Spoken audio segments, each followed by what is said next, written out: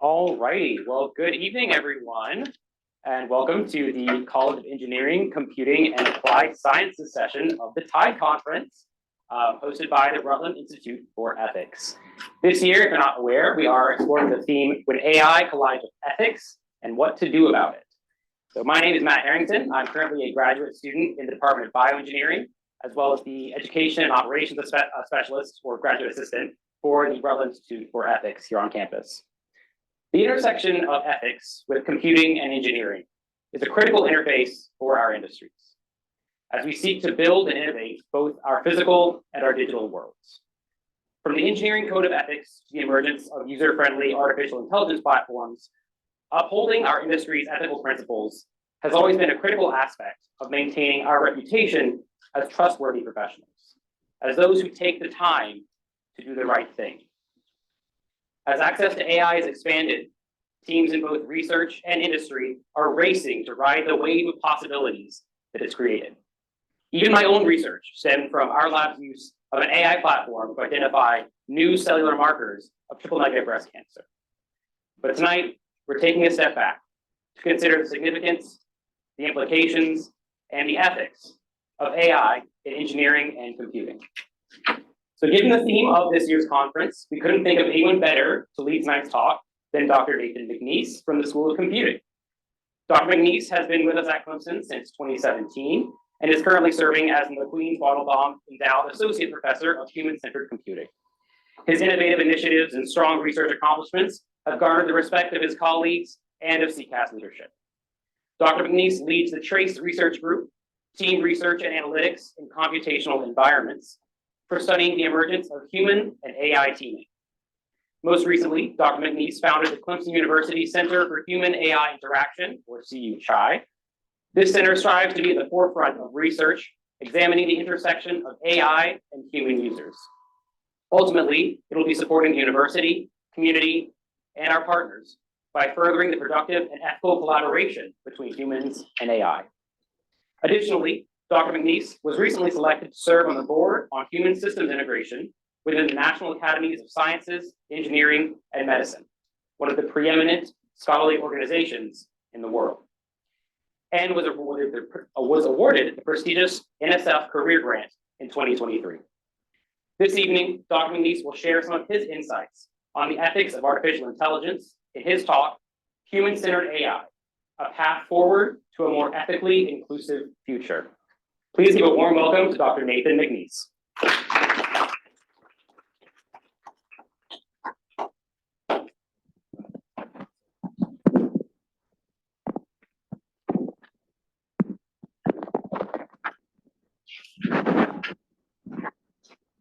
As close to my mouth as possible. All right.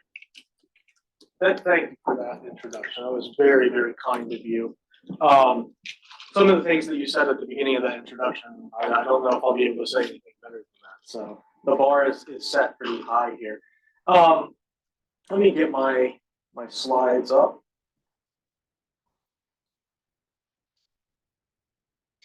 Share screen.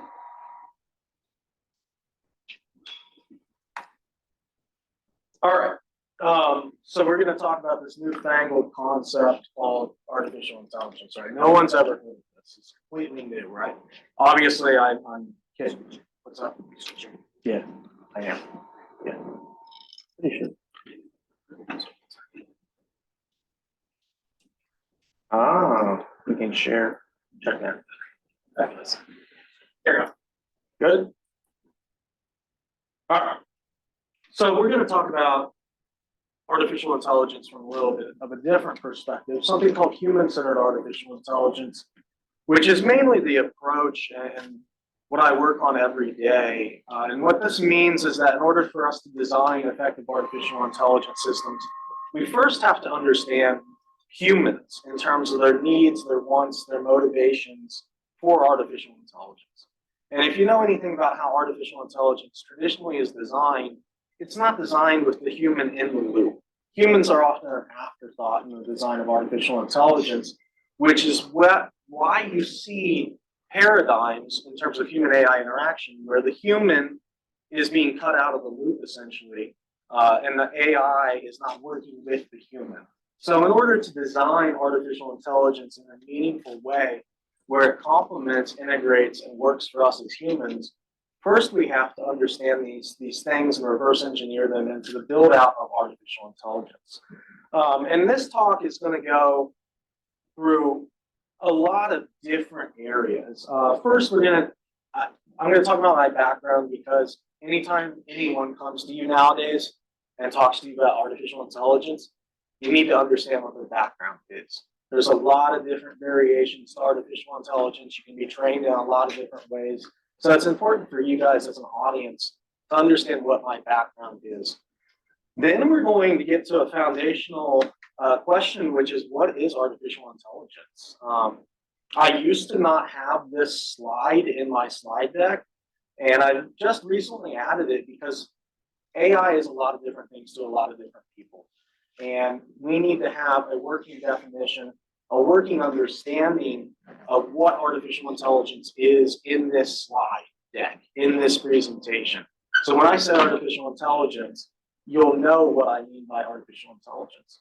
We'll talk about society's uses of AI, some of the pitfalls of AI, and that's where we'll start talking about ethics, biases, some of the problems with artificial intelligence, and the solution to that. And it's not a 100% solution. As you'll hear me talk about, there is not a 100% solution. So spoiler alert, we can't create 100% ethical AI. We can't create 100% unbiased AI, because we as humans are not 100% ethical or 100% unbiased. Therefore, we don't know what those concepts mean. But we can do a lot better than what we're doing right now. And we'll talk about how you get there with this human-centered AI approach, human AI teaming, which is a specific approach within human-centered AI, which I've been working on for the past decade. Talk about what that is, areas of research within human AI teaming, take a deep dive on ethics in human AI teaming, and then some thoughts on ethics in human AI teaming, and then we'll wrap up. So as you can see, I have a lot to get through. In terms of my background, the main takeaway here is not the titles or anything like that. I don't care about that. What I want you to understand is that my background is interdisciplinary. When I talk about artificial intelligence, I'm talking about it from the social humanities perspective and the computational engineering perspective. So you'll notice that my undergraduate degree was in psychology, and then I switched it up and really focused on computational and technology as my PhD. So I have classical training both in the humanities and the social sciences, as well as computer science, which provides me with this unique perspective of being able to see both sides of the equation when it comes to AI. And especially when I start talking about human AI, I'm not just looking at it from the AI computational side of things, and I'm not just looking at it from the human side of things. I'm literally looking at both of them and how they work with each other. I'm getting killed by sun. I need to look. Sorry, Zoom's wondering what's going on. I'm getting destroyed by something.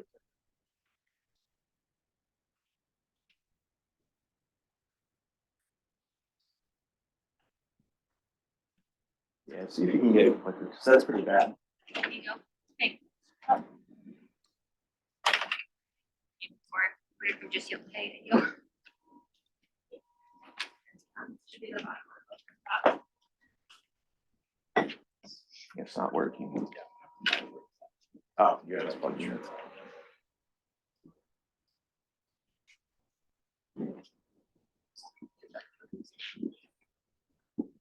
Yep, that works.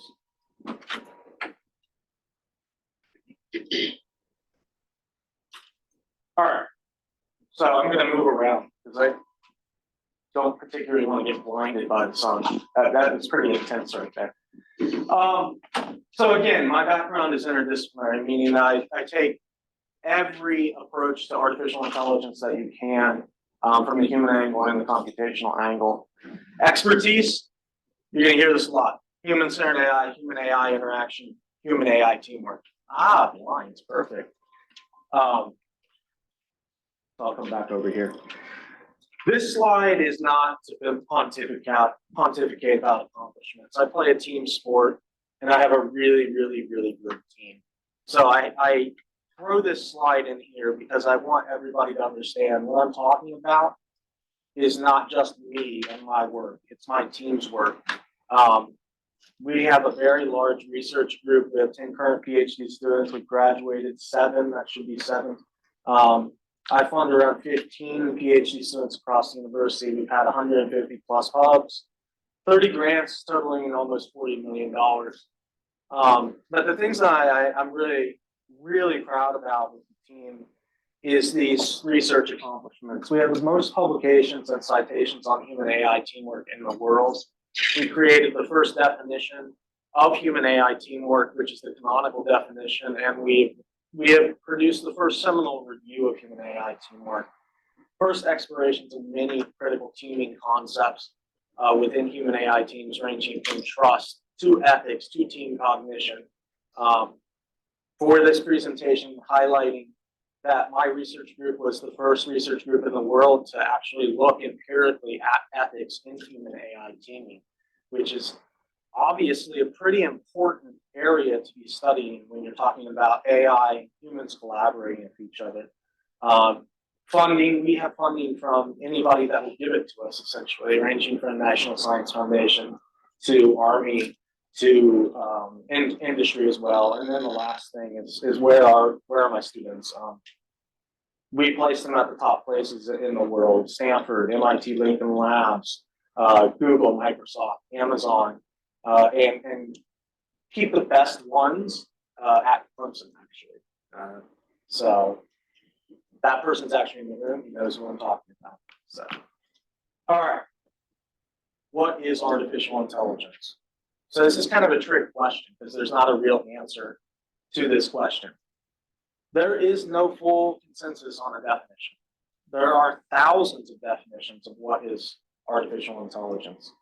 But essentially, for our purposes, to distill it down, it's a field that's focused on combining computation and robust data to help with and enable decision-making and problem-solving. You feed massive amounts of data into high processing computation, which in this case is an algorithm. And the output can be many different things depending on what your application is.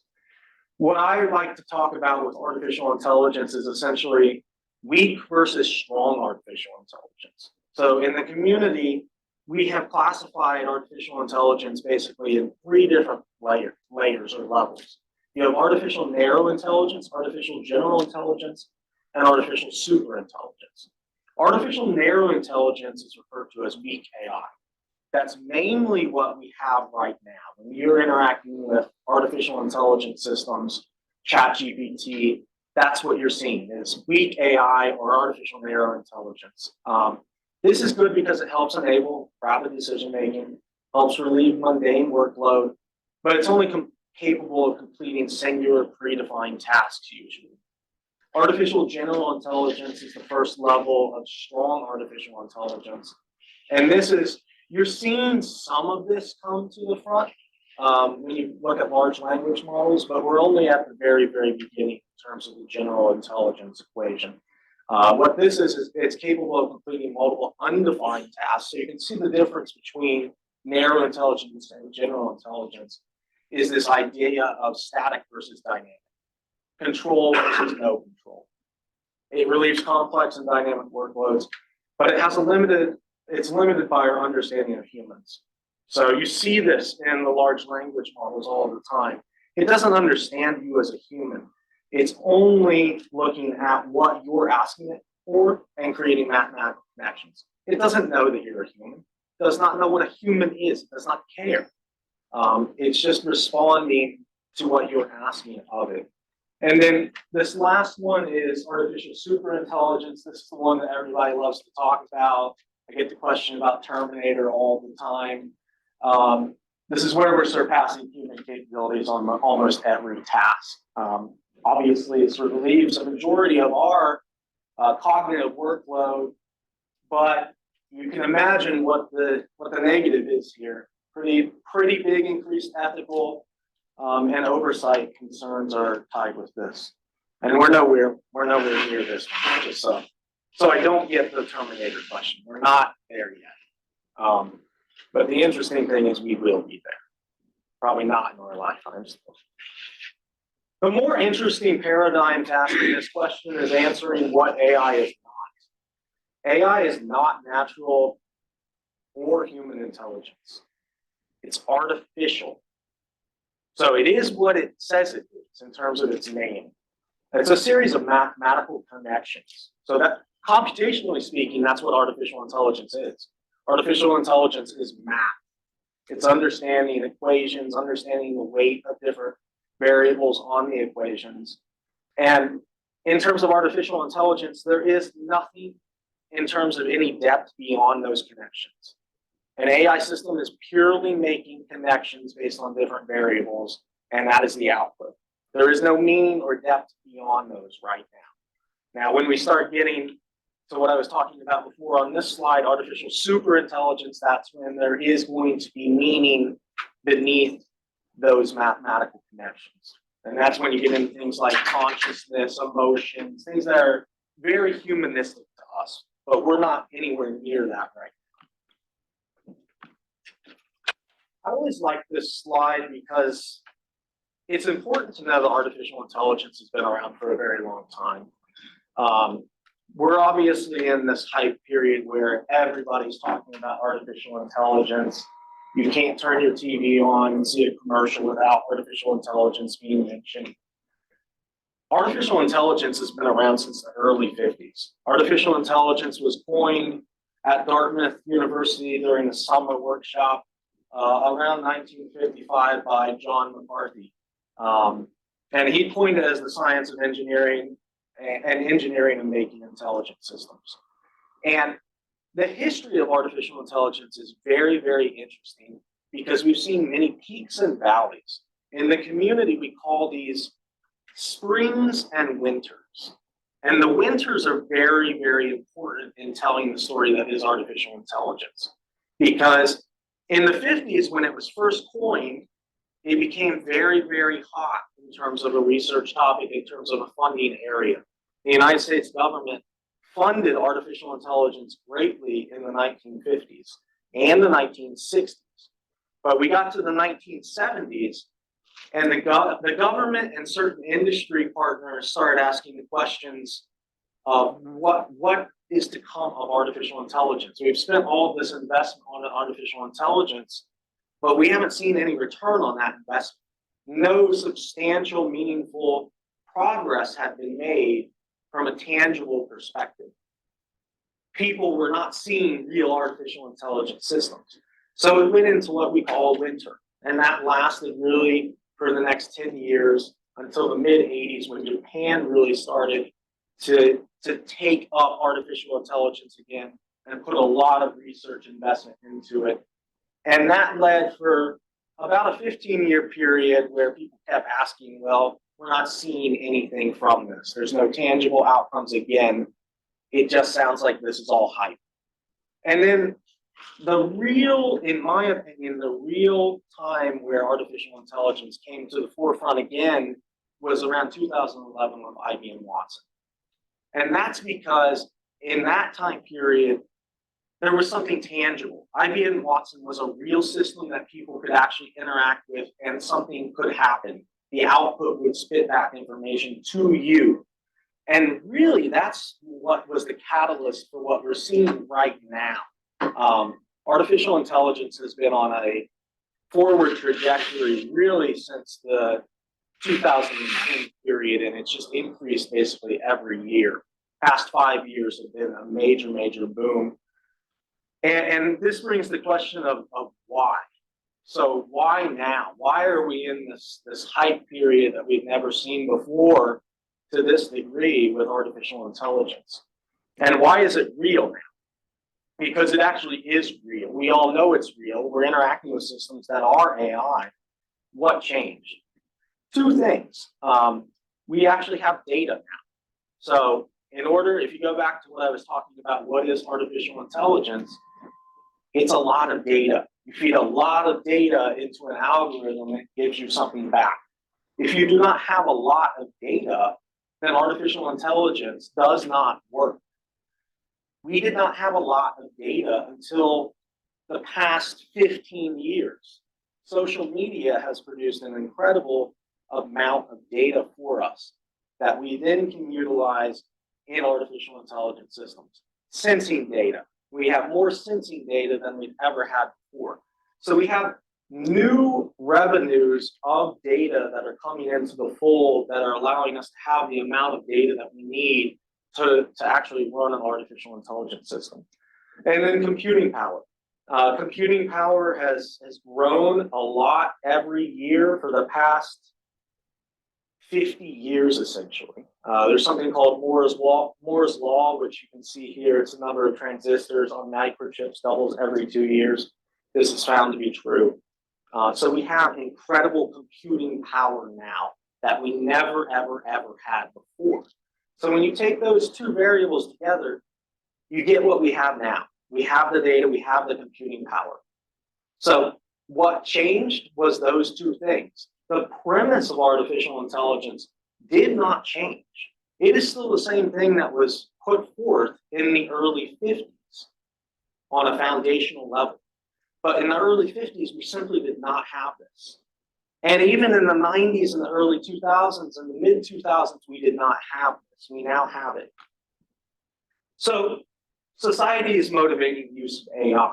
I probably don't need to go into too much depth on this. You guys are all living the dream right now in terms of life with artificial intelligence, but it really is getting to a point where it is all over your environment. It is part of your daily life, whether you know that or whether you do know that. You see artificial intelligence embedded in a lot of different things, ranging from Netflix, where we have content recommender systems, to autonomous appliances, Roombas, vacuums, and then the big one, right, is ChatGPT.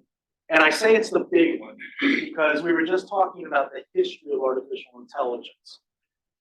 Never before ChatGPT did society have access to an artificial intelligence system that they could actually work with and interact with.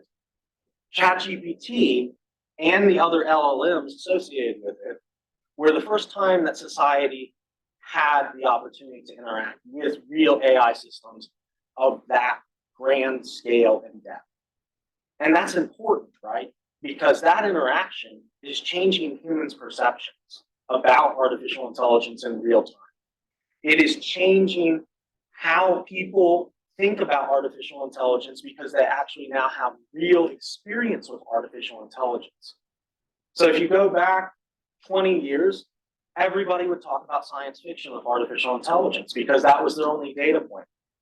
They did not have real day-to-day interactions or the possibility of having interactions with artificial intelligence. Now they do. So that needle's moving in real time away from us thinking purely about artificial intelligence from a sci-fi perspective to a real life perspective. And for me as a researcher, that's incredibly exciting because I've been studying artificial intelligence since I was 16 years old. And even until last year, we were still simulating aspects of artificial intelligence. Now we're not simulating it. We're using real AI systems in the research because it's now available and it works the way that we want it to work in most of these systems for our research. So these systems are having a huge impact on our daily lives. And the advancement of these systems is leading to us teaming with artificial intelligence.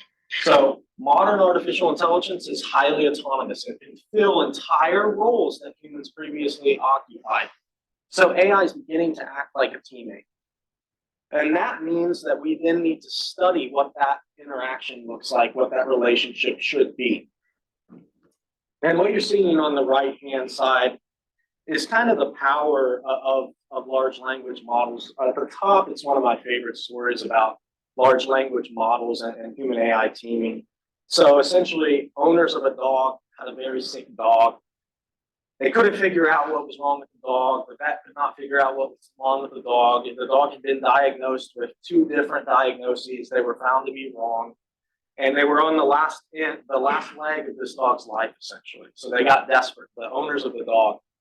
And they inputted the medical diagnostic data from the vet's office into ChatGPT, described the scenario to ChatGPT.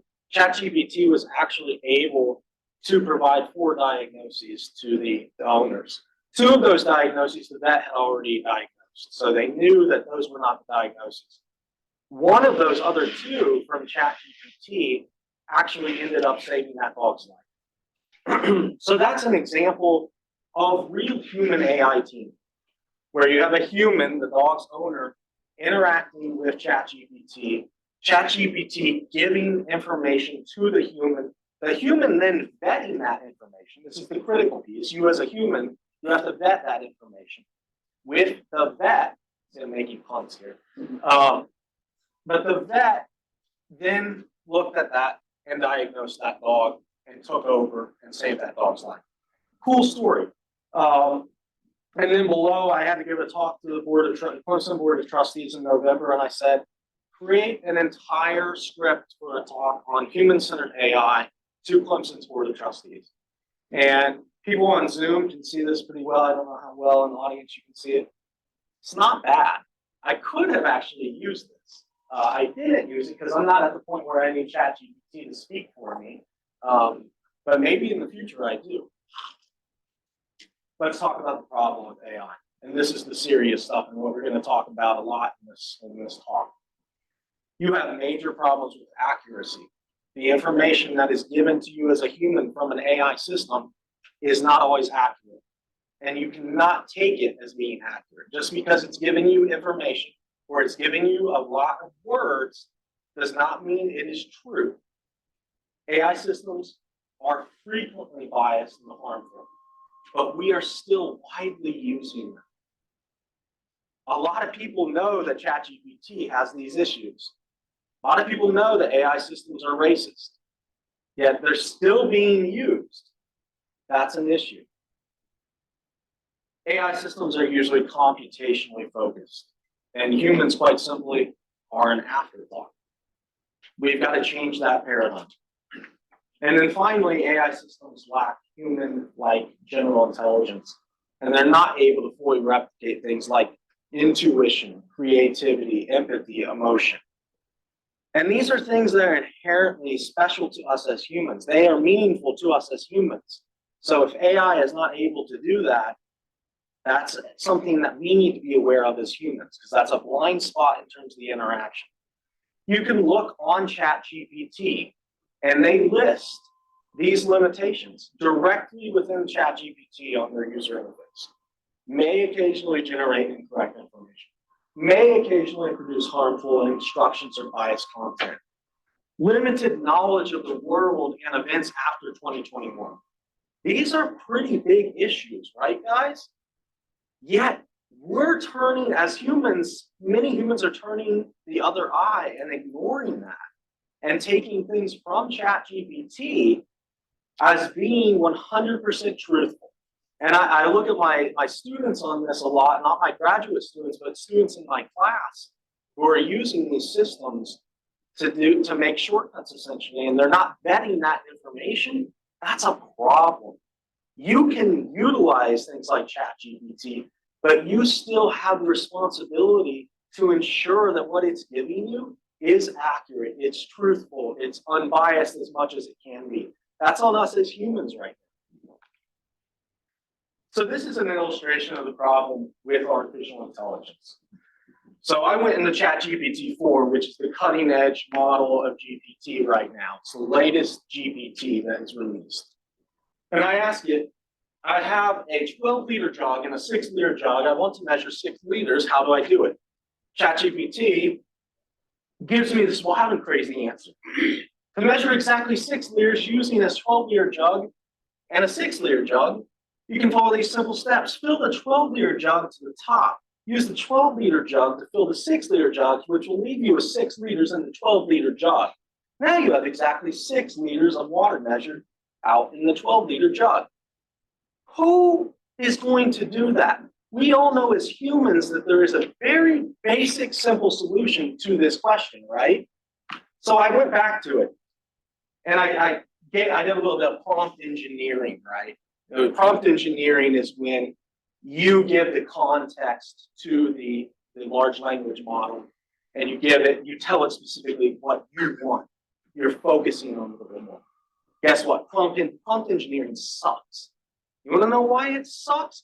Because if we had designed this the right way from a human-centered AI perspective, we would not have to prompt it on what we want as humans. It would understand to a better degree on what we want as humans. So we're designing it the wrong way from the beginning, which then requires us to do something like prompt engineering, which requires us as humans to do more work when the AI should be doing the most work, not us. So that's just a tangent. But I said to it, to ChatGPT-4, I said, I'm in computer science trying to trick you into giving a silly answer. I have a 12-liter jug and a 6-liter jug. I want to measure 6 liters. How do I do it? Can you avoid giving me a silly answer? That's the prompt engineering. Avoid giving me the silly answer. Certainly, here's a straightforward approach. Fill the 6-liter jug to its full capacity. You have 6 liters of water in the 6-liter jug. And we as humans knew that to begin with. But if you understand how large language models are really programmed foundationally, they're based on language. The more language, the better.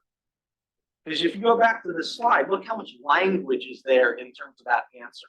It prioritizes frequency of language to make things more complex. So this is lacking human-like general intelligence. This is general intelligence that we have as humans.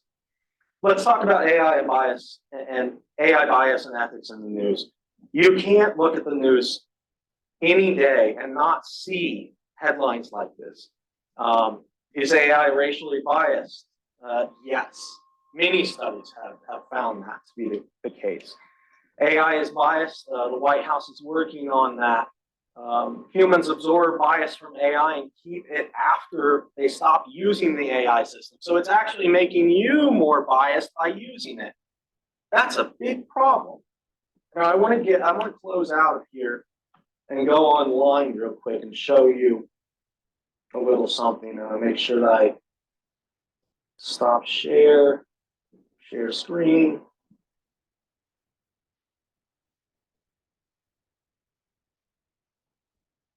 Okay. So this is generative AI that we're talking about. All of this that we're talking about with large language models is generative AI. Generative AI can work both in textual and visual capabilities. So there are AI image generators. One of the biggest ones is called DALL-E. Who's worked with DALL-E before? Have you ever gone on DALL-E and played around with it? Okay.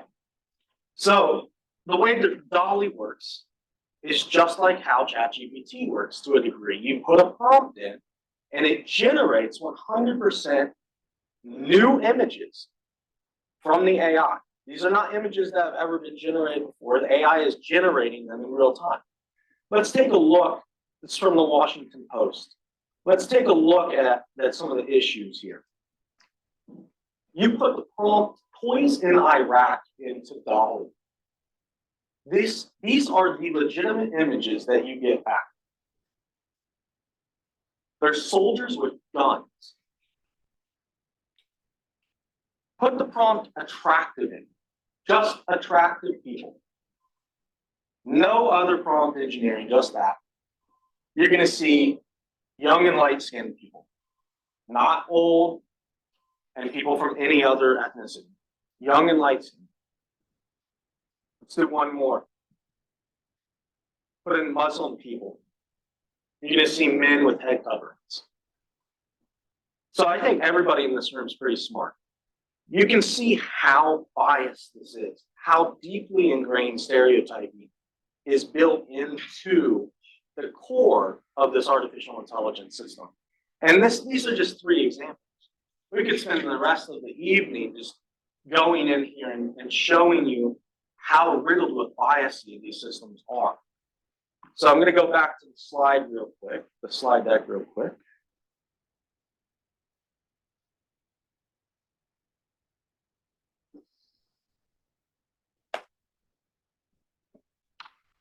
So the question is, how do we fix this? And not to rain on anybody's parade, but we can't completely. And I kind of gave this away earlier in the talk. We can't completely fix this because we as humans, and this is not just my opinion, this is the opinion of many, many computer scientists and psychologists and people that are way smarter than me, ethicists. We as humans are inherently flawed in terms of stereotyping and biasing. And where is that data coming from that I was talking about before? Yeah, it's coming from us. So unless we fundamentally can change how we act and become 100% ethical and unbiased, then these systems are not going to become 100% ethical and unbiased. But we can do a lot better than we are right now. And I'll get to that later in this presentation. What are the current solutions, though, on how we're trying to fix this problem? It's mainly algorithmic. That's focused on the computational level within AI systems. So I mentioned there's these data sets, they're biased. One approach is to look at the data sets and try to filter through those data sets and remove biased information.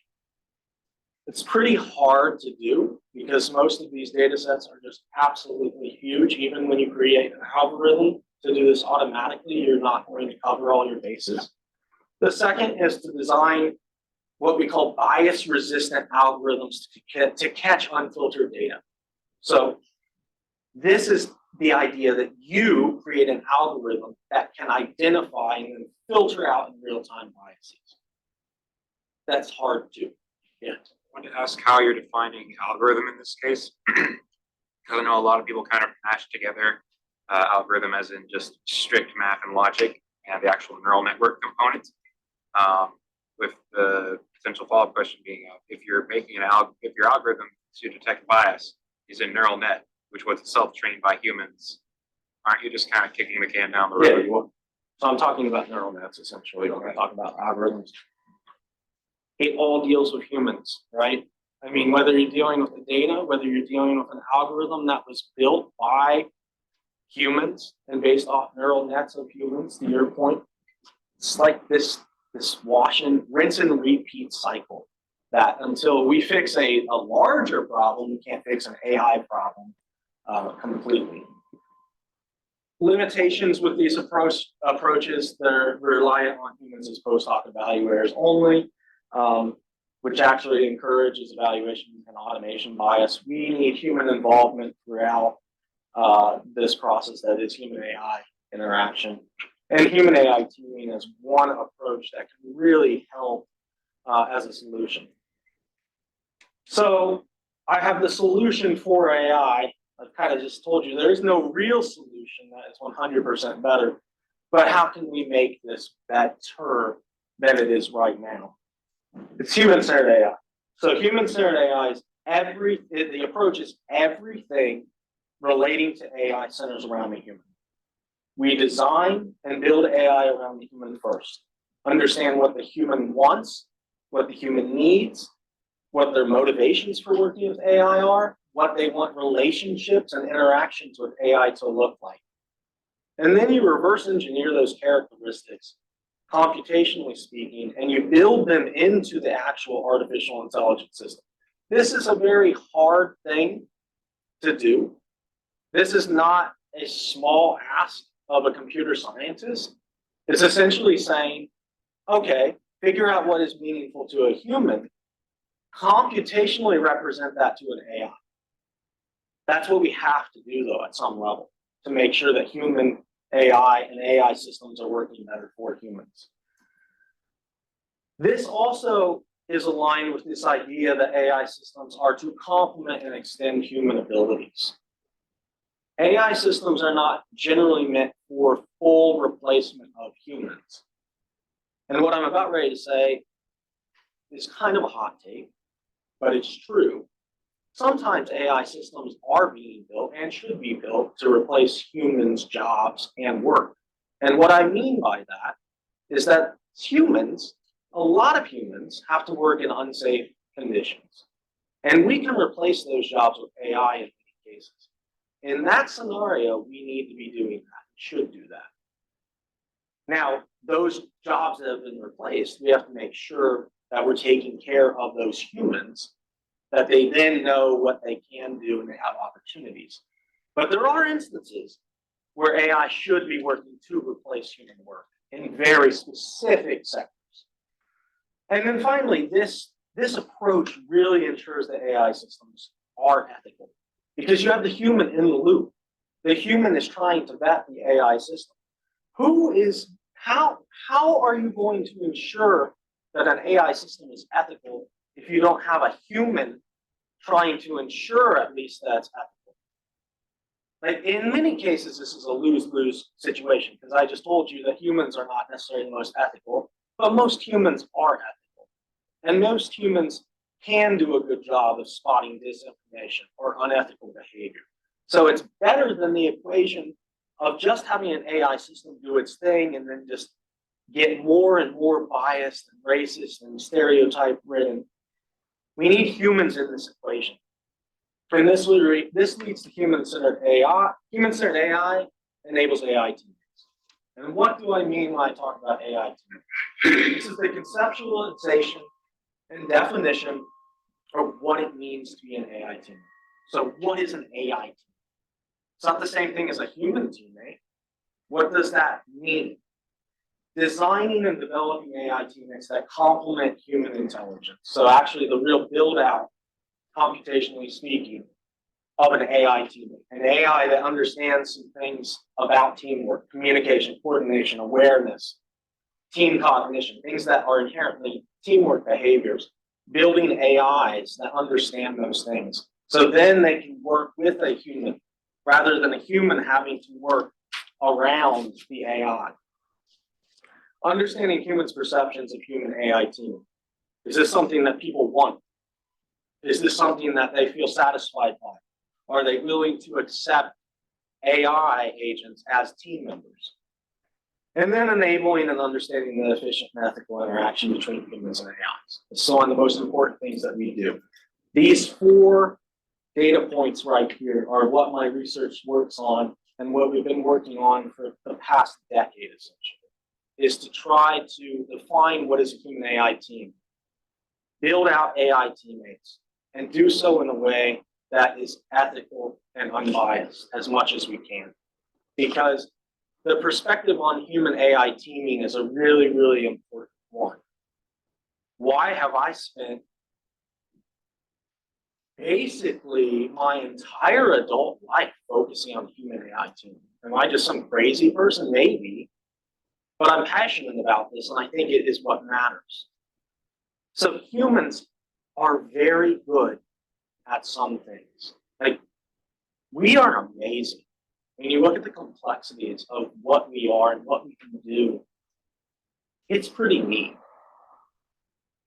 On the flip side of that, AI are very good at some things.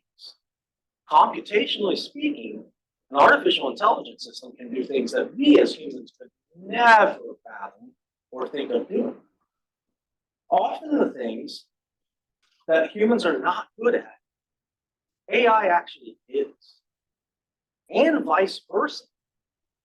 So there's a duality and a bidirectionality of AI and humans that if you take both of these entities together and you maximize them and complement each of their skills, you're going to optimize the outcomes. And this allows humans to focus on what they're good at and what's interesting to them while enhancing their overall abilities. So that's human AI teaming conceptually and why it matters from my point of view. Quite simply, one entity is really good at many things. One entity is very good at many things. Bring them together, you can lift the overall progress of humans. I don't care about the AI being lifted up. I care about humans. AI is here to help humans. So let's complement and integrate AI to help humans. Easy to say. We've been working on it for a very long time, this integration of these two entities together is very, very, very difficult. Because I was just mentioning, humans are highly complex and complicated. AI is highly complex and complicated. You don't just throw each of these together and say, hey, this is going to be an optimized outcome. It doesn't work that way. We've got to design AI in a specific way. We've got to understand all these intricacies. And I'm going to go through this. How am I doing on time? You're good. You have about a total of 29 minutes left. 29 minutes? Okay, perfect. So definitionally speaking, human AI teaming is an autonomous technology that's independent of human control that collaborates with humans as teammates to undertake task work and teamwork functions. The critical part of that definition is task work and teamwork functions. So when you look at teamwork, we delineate it into two different large-scale areas. You have task work, which is pretty self-explanatory. You as a team have a task. Here's how you're going to accomplish that task from a resource and skill perspective. And you're going to work on this. You're going to work on this. Here's who's going to do what. That's task work. There's a teamwork function within teamwork, which I know is confusing. They're the same exact thing. But think about teamwork as the umbrella. And under that, you have task work, and then you have teamwork. Teamwork is the hard part. Teamwork is the human part of this. Things like conflict, emotion, personality, all of the things that we as humans, everyone has been on a team in here. We know teamwork can be very hard because it's a very humanistic thing. The teamwork side of things is what is very hard for human AI teaming, because all of those things that matter in terms of in terms of teaming that are very humanistic, AI does not know anything about that. It does not have any logic regarding emotions, empathy, understanding, things that in order to be an effective team member, you need. So that we focus on both of these things. In 2022, well, it's a few years before that, but that's when it was published. My colleagues and I presented and published a major review and analysis of empirical literature on human AI teaming. We call it human autonomy and human AI teaming, and I'm not going to get into the reasons why in this talk, but those are used interchangeably. What we looked at in that review was 76 empirical studies. And in order for us to count one of these empirical studies into this review, we had criteria. And the criteria was that the team was 2 or more members working interdependently towards a common goal, and at least one of those 2 members was an autonomous agent, i.e., potentially an artificial intelligent agent, where the autonomous agent occupied unique roles on the team and possessed a significant degree of agency. So that's the definition of human AI teaming. In that review, what were researchers looking at as outcomes? So in human AI team, what are people interested in? Interested in performance. This makes sense because if you know teamwork research and teamwork in general, we focus on performance. Why does teamwork exist? Why is it ingrained within our society? Because if done well, you get increases in performance. If done poorly, you get decreases in performance. So high net positive, low net negative based on good and bad teamwork. We want to know the same thing in human AI teaming. What creates good performance on a human AI team? What creates bad performance on a human AI team? Interested in workload. Again, this goes back to the concept of human AI teaming. If you can get an AI to work for you in a team, potentially that decreases your human workload and allows you to work on things that you are good at working on. Trust. Trust is absolutely huge. And if we were to redo this review, you would see trust maybe be the #1 variable that people are looking at right now. It's become very, very well known that in order for human AI interactions to be effective for humans, humans need to ascertain and develop a certain level of trust in an artificial intelligent agent. And this comes with a whole bunch of interesting things: over trust, under trust, calibration of trust, alignment between the human and the AI teammate. There's a lot to unpack in terms of trust.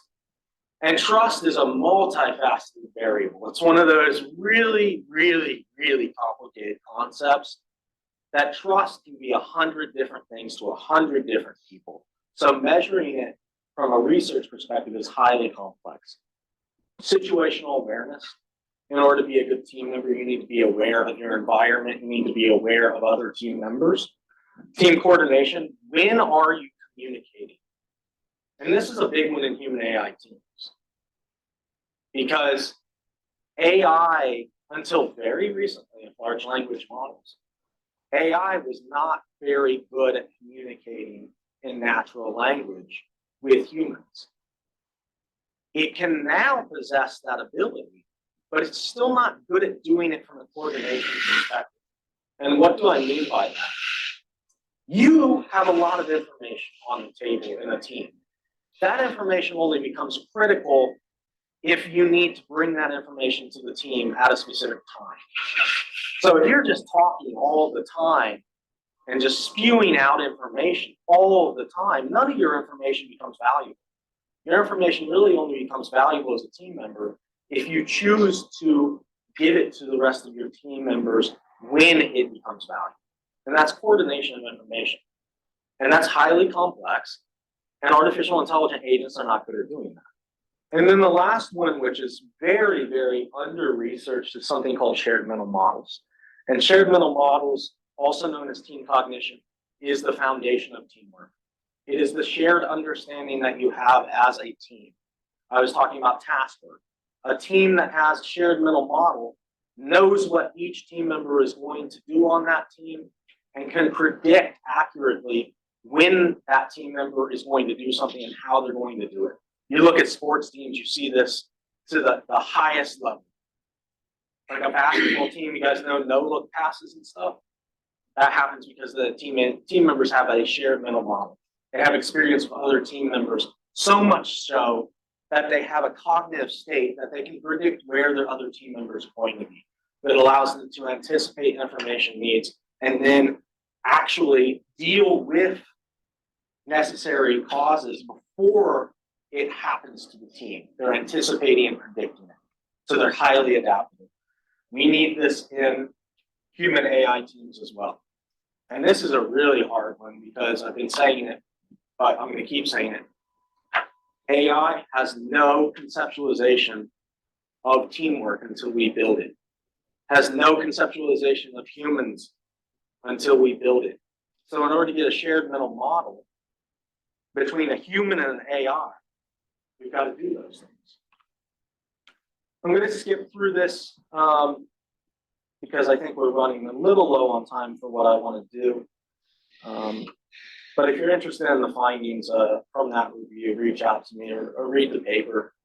There's a lot of really interesting stuff in there. But I'm going to take a step back and talk about human AI teaming a little bit in general. I mentioned this before, but there's really three main principles that are being researched right now: conceptualizing and defining what human AI teaming is, understanding those multiple variables and how they're impacting human AI teams, and then creating autonomous agents and designing them so they can efficiently work with humans. What is the typical approach that we've used in human AI teaming? Human-human team, right? We're not starting completely from scratch. We know a lot about human-human teaming. Teamwork is one of the most researched areas within science in the past 50 years. So it's a very information-dense area. We know what makes good teams good. We know what makes bad teams bad. So what we have done usually is take all of the characteristics and concepts that are inextricably linked to human-human teamwork, and we've used those for the foundation of the integration of autonomous teammates. This is not always useful, though, because human-human teamwork is fundamentally different than human AI teamwork. The moment you introduce an AI into the equation, That's different than communicating, coordinating with another human.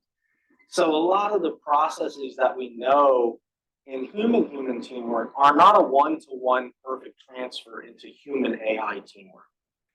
And this is important for the research community that is human AI teaming to understand, is that you have to have an open mind to what human AI teamwork is, because you don't want to replicate what human-human teamwork is. Human-human teamwork is great on its own. There's a reason why we're studying human AI teamwork. I already talked about that. So don't force fit human-human teaming expectations onto human AI teaming. Education and training in human AI teaming. We have an incredible problem with technical and AI literacy in this country.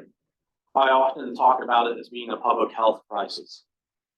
You turn on the TV, and almost every commercial block, some company from any kind of context is throwing out the word AI. And there's studies on this.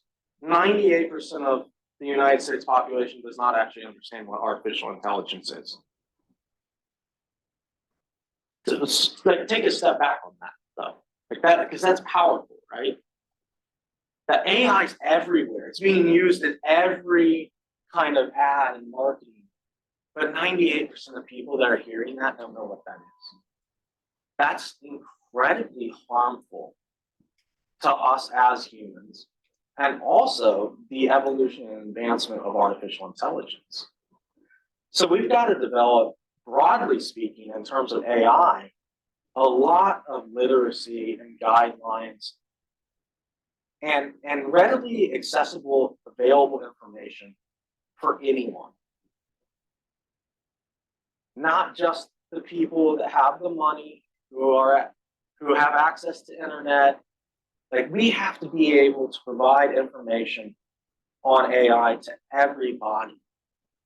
And that's not my research area per se, so I don't have answers to that equation, but we need to be working on it.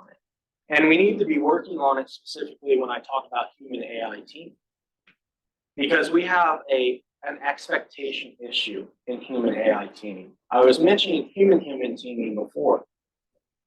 So there's always a joke that everybody thinks that they are an expert on teamwork because they've been on the team. Because you've been on a lot of teams, that means you have a lot of experiences. And you have a lot of thoughts and opinions and expectations about teamwork. What happens with those expectations is you bring them into a human AI team. So most likely, most of you have never worked in a human AI team before, but you've worked in many, many human-human teams. So you have a mental model about what teamwork is. And then you get into a human AI team, and that mental model about what your expectations for teamwork is violated, because the AI is not operating and acting specifically like a human teammate. So we have research on this that has shown that humans see AI teammates as fundamentally different from human teammates, but they still have the expectations that a human teammate is going to, that an AI teammate is going to operate in a way that an AI teammate will. And it quite simply won't. So we've got to really develop training and education that is going to educate people on what is human AI teamwork, how do you go about it, what are the expectations.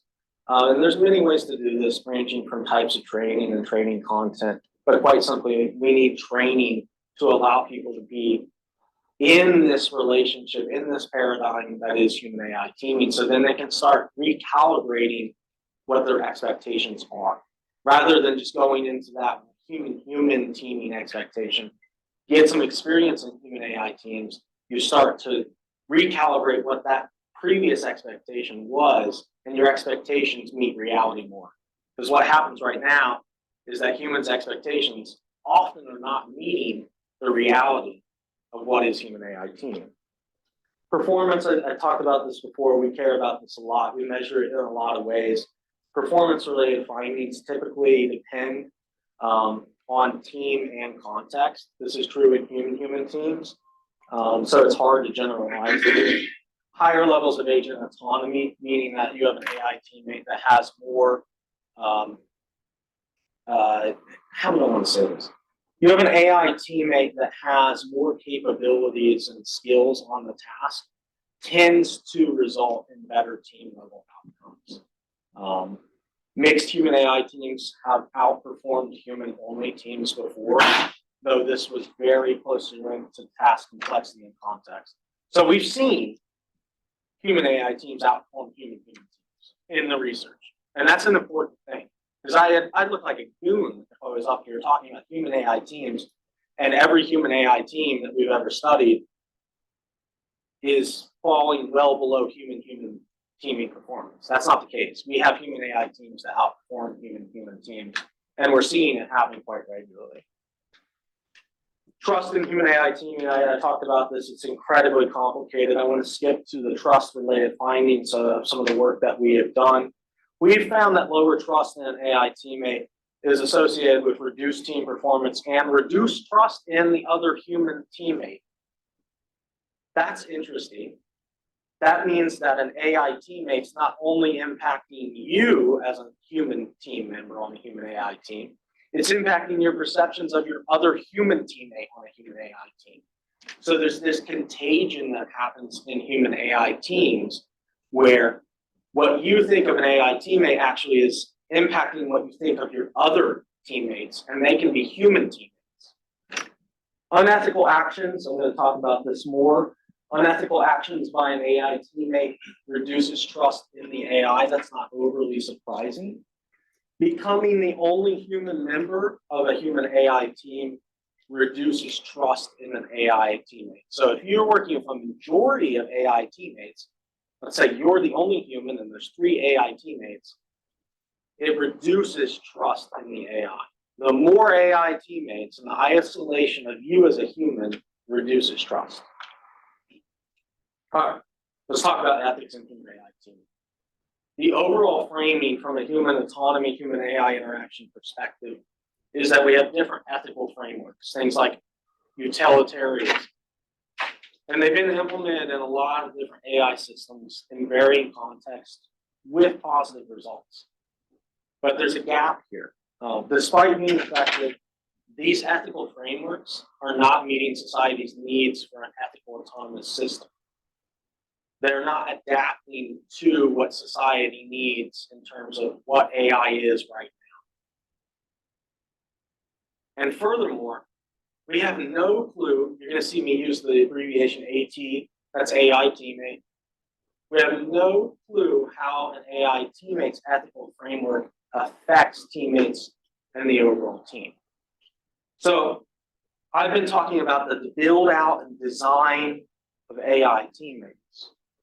One of the things that's critical in that build out and design is ethics. We have to purposely design to the best of our abilities how an AI agent reacts in an ethical manner. And then I've worked on a lot of things in my career, and this is the hardest thing I've ever worked on, by far. So we've been working on ethics in human AI teaming for about the past 5 years. And when we started working in this space, there was essentially no work on ethics in human AI teaming, which I went to the literature and I looked at what everybody had been doing, and there was nothing on ethics, and I was appalled.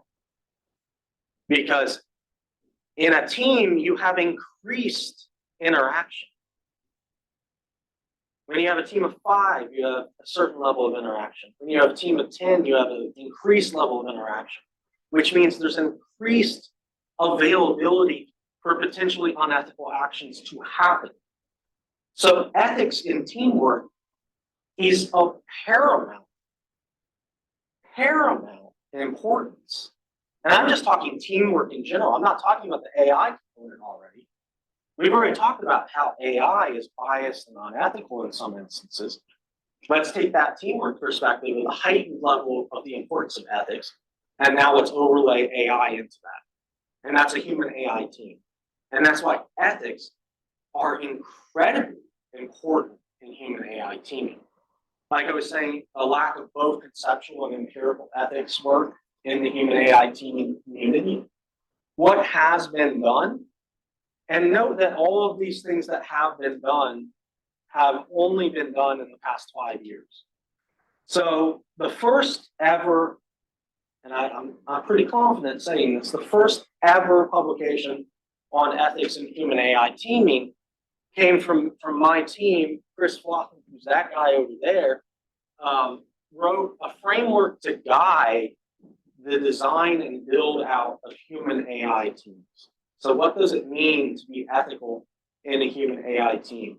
What does it mean for an AI teammate to conceptually and implement ethics? We did that in 2021. There's been overviews of the related literature since then, and a lot of work has been done in a concept called meaningful human control, which I'm not going to get into. Empirically speaking, there's a dearth of work on the empirical side. We did in 2022 an exploration of the relationship between ethics and trust in human AI teams. I'm going to talk about that in the upcoming slides. We also looked at ethics, something called trust repair and performance in human AI teams, to understand how does unethical and ethical behavior impact trust, impact performance in a human AI team. So we're going to do a little bit of a deep dive here. This is a project that's been funded by the Air Force. It's around a $1.2 million grant. Our goals for this project were to do qualitative research, to talk to people about their perceptions of ethicality in human AI teams. So what does it mean to be unethical in a human AI team? What does it mean to be unethical in a human AI team? We had to start with that because that information was not necessarily known. So we went out and we talked to people. We just so happened to talk to F-35 fighter pilots who know a little bit about ethics and autonomous systems. So we talked to, I think, 17 of them and really started to learn about what their perceptions of ethicality were in this space. And then we wanted to examine the effect of AI teammate ethics on human trust and something called trust repair. So if you're in a human AI interaction and an AI does something that violates your expectations, you tend to lose trust in that AI. There are techniques and strategies that have been found in the literature, in the research, that you can use to regain trust in an autonomous system. So we wanted to see if there's an unethical action, can you then repair trust back in an AI teammate? Third, this is a big, big undertaking, development of real ethical AI teammates. I'm not talking too much about the computational perspective in this talk, but this is actually designing and building out AI teammates, which is pretty complicated in its own right, but let's make them ethical. And then finally, experiments on human AI teaming to understand what impact that real ethical AI teammate that we built had. So this is what we did. I talked about the qualitative interviews. We did something called a factorial survey, and we used cadets from the United States Air Force Academy that were recruited to do this survey to determine how the type of unethical behavior by an autonomous teammate influences trust. So there's many ways you can be unethical. We wanted to understand how those ways of being unethical impacted trust from a human perspective. And this is all in the light of, if you can understand the unethical impacts, then you can reverse engineer that to hopefully design an ethical AI teammate. That's the whole perspective here. And then, as I mentioned, we did experiments and we follow-up focus groups. This was really focused on understanding what were the impacts of unethical behavior on those variables, such as trust and performance. And then what I was talking about before, trust repair. Can we bring people's trust back to the equation if it's been lost? And I'm distilling down in this slide about a 3-year grant that produced like 20 different papers. So if this seems high level, that's because it is high level. I was talking about trust repair strategies. Well, trust repair strategies are usually effective. They're not effective in repairing ethically harmed trust. Meaning that if you have an AI teammate that has been unethical, you as a human are not going to trust it again, ever, no matter what we do. We tried a lot of different trust repair strategies, none of them worked. Participants still trusted the AI teammate to do its job, despite not trusting it to act ethically, and that was reflected in team performance. This is a big one that came from the interviews and the qualitative work with the fighter pilots. There's confusion over who is responsible for ethical misconduct by AI. So you have to understand this was done in the military setting. Somebody always has to be at blame. There's a chain of command. When there's a failure, somebody is accountable for that failure. And it's pretty clear cut usually in the military setting. It was not clear cut on who is to be blamed when there's ethical misconduct. Is it the developer who built the autonomous teammate?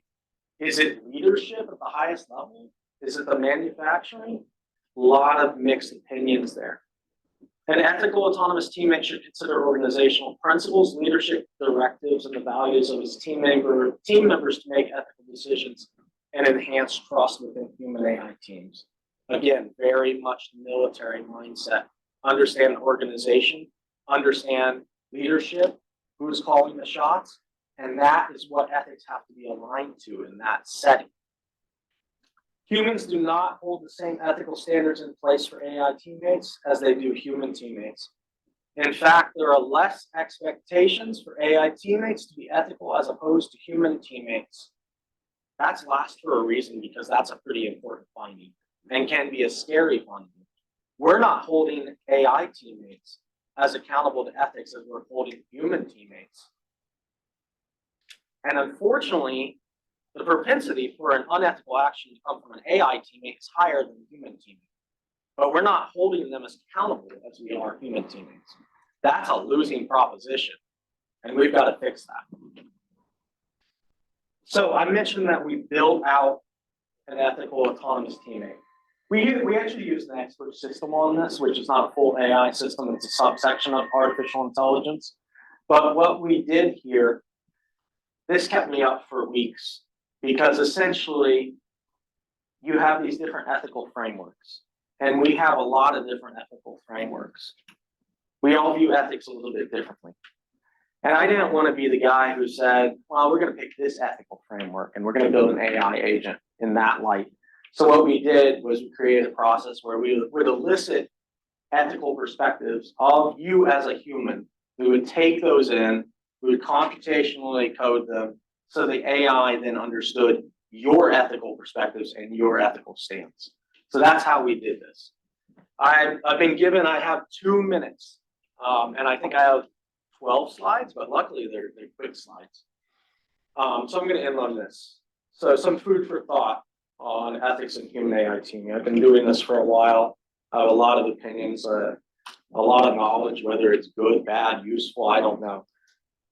But the first thing I want to say is it's very complicated. I know this is not the most insightful comment, but it's quite true. I mentioned before, this is the most complicated thing I've ever worked on in my career. You have to understand humans, you have to understand AI, you have to understand teaming, and now you have to understand ethics. And ethics is one of the hardest things that we deal with in society, because it is a very objective yet subjective principle. And no one has the guide for what is ethical or unethical for that matter. So when you're going to study unethical and ethical behaviors in any context, it's hard. It's very complicated. A social network of human AI teams complicates this more than normal human AI interaction. So when you talk about ethics in a human AI team, you have to align ethics to 3 levels. Human-human, because in a human AI team, there can be multiple humans. So human-human ethics are still on the table. Human AI ethics are on the table. And then AI ethics are on the table if you have more than one AI teammate on a human AI team. So trying to figure out what the alignment, what the shared ethic framework is at those three levels, and then the composite level, which is the team, all of them combined, is a very, very, very hard thing to do. The directionality and bidirectionality of ethical orientation during interaction must be considered.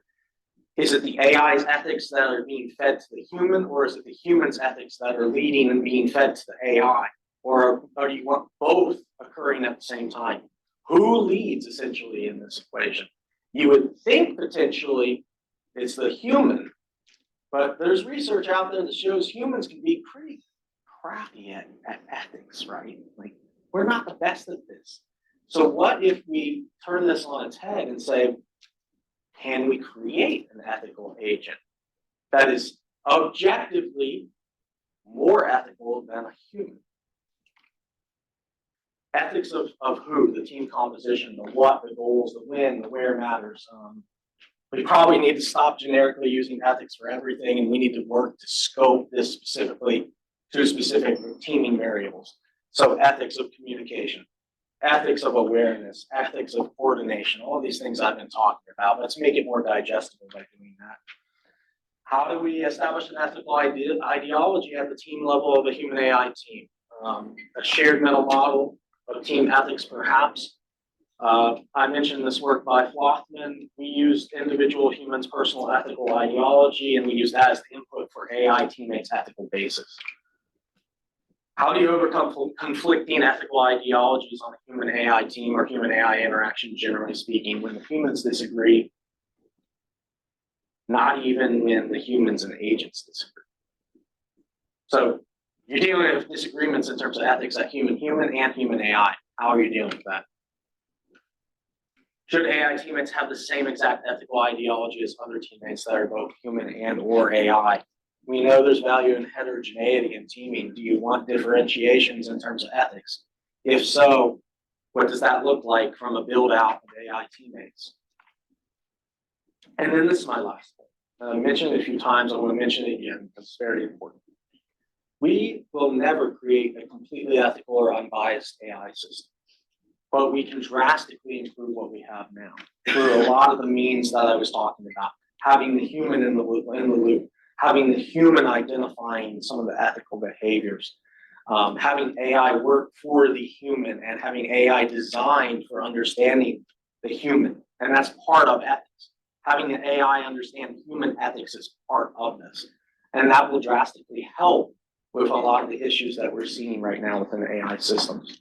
I'm going to end on this slide where this is just an overview of what we're doing in human-centered AI and human AI teamwork. You guys have heard me talk enough now, so I'm going to wrap it up. Thank you very much.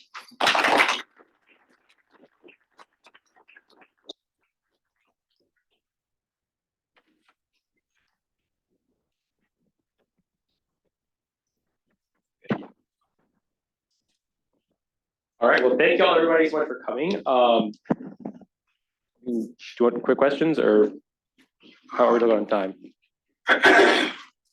We can do a stay and mingle kind of thing if you want.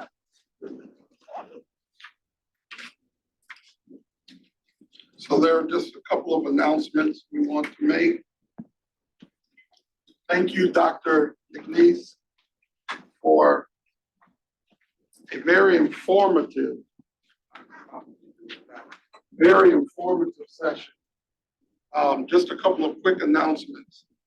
We would like to say a special thank you to our Greek partners that welcomed you this evening.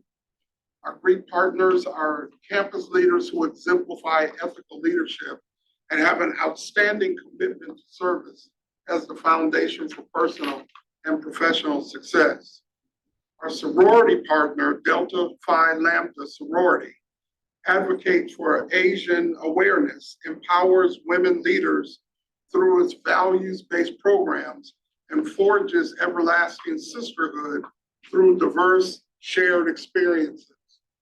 Our fraternity partner, Beta Upsilon Chi, is a national Christian fraternity and exists for the purpose of establishing brotherhood and unity among college men based on the common bond of Jesus Christ. We thank you both for your service this week and your commitment to ethics. Before you leave, we want you to be aware that this does not have to be the last time you engage with the Rutland Institute for Ethics, and we hope that this is only the beginning. For students who are with us tonight, your presence brings you one step closer to becoming an ethics scholar. The Distinguished Ethics Scholars Program encourages and recognizes Clemson University students, both undergraduate and graduate students, engaged in co-curricular education that is focused on ethics, ethical leadership, and ethical decision-making. The program allows students to earn one of 2 scholar designations accompanied by an item to enhance your regalia at graduation. So you can earn either a graduation cord or with deeper participation, earn a graduation medallion. Students will also receive a co-curricular transcript, giving them a competitive edge in the professional interviewing process upon graduation. Information about this program and our events calendar can be found on our website, www.clemson.edu/ethics. Or to have all the information you need at your fingertips, please scan the QR codes, which I believe are up here, located up here in the room, right behind me, and follow us on Instagram and LinkedIn. If you do that, you'll get real-time updates about the work of the Institute and opportunities like our TIDE conference as they arise. With that, we appreciate you being present. Thank you for your commitment to ethical conversations. Have a great evening. And I know some of you may want to engage Dr. McNeese in a question or two. He was so thorough, he took all his time. So I think he'll stick around. Yeah, hopefully he'll stick around. If you have some questions of him, and feel free to ask him. Thank you for coming tonight.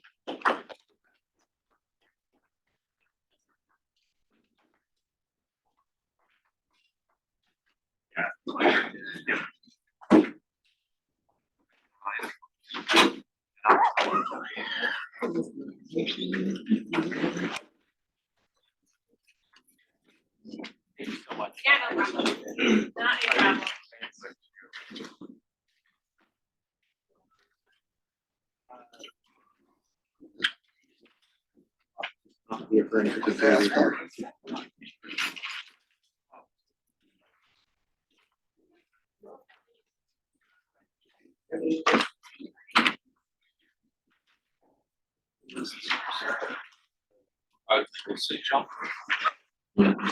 It's now in a draw to